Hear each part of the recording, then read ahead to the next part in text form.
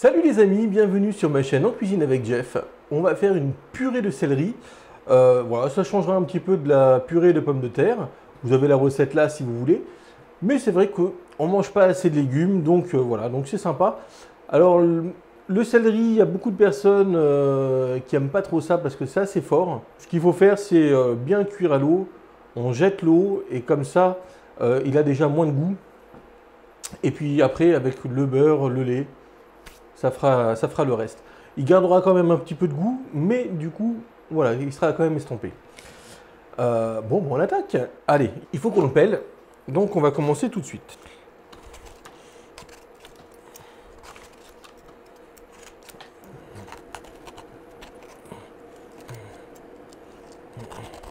Bon, voilà, il est épluché. On a mis l'eau à chauffer. Et maintenant, il ne reste plus que à le couper. Voilà, on coupe en deux tout simplement pour avoir une surface plane, pour ne pas se couper.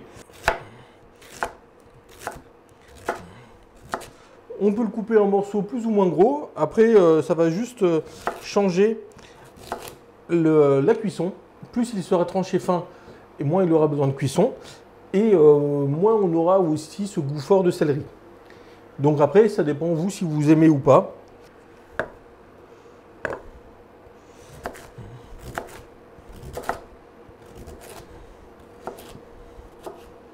Et voilà, on n'a plus qu'à mettre ça dans notre casserole. Voilà, et maintenant on va le laisser cuire, ça va peut-être demander 20 minutes.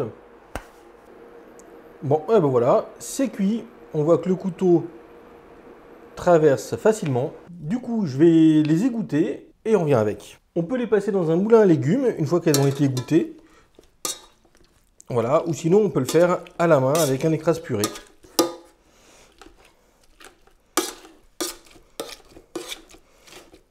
Voilà, on rajoute notre beurre et notre sel et le poivre.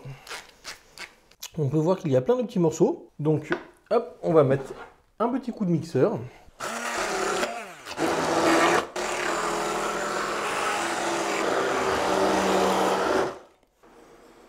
Et on rajoute le lait.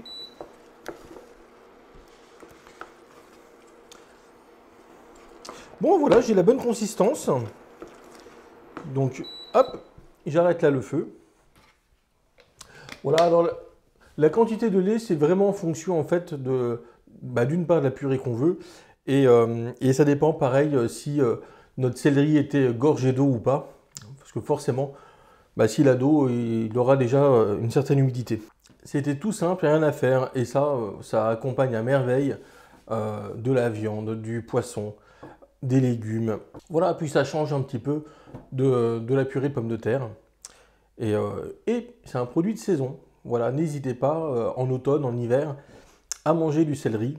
Voilà, c'est très bon, ça donne un petit peu... voilà, il y a une petite puissance qui est là.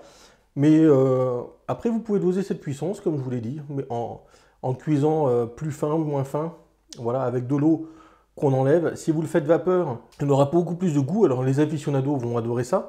Par contre, ceux qui aiment un peu moins, voilà, ils vont se mettre à tousser. Bon, les amis, j'espère que ça vous a plu. C'était une petite recette rapide, facile. Voilà, juste histoire de sortir des sentiers battus. Et voilà, ça fait une petite idée quand on rentre du boulot. N'hésitez pas, si vous n'êtes pas abonné, de vous abonner. Et je vous dis à la prochaine.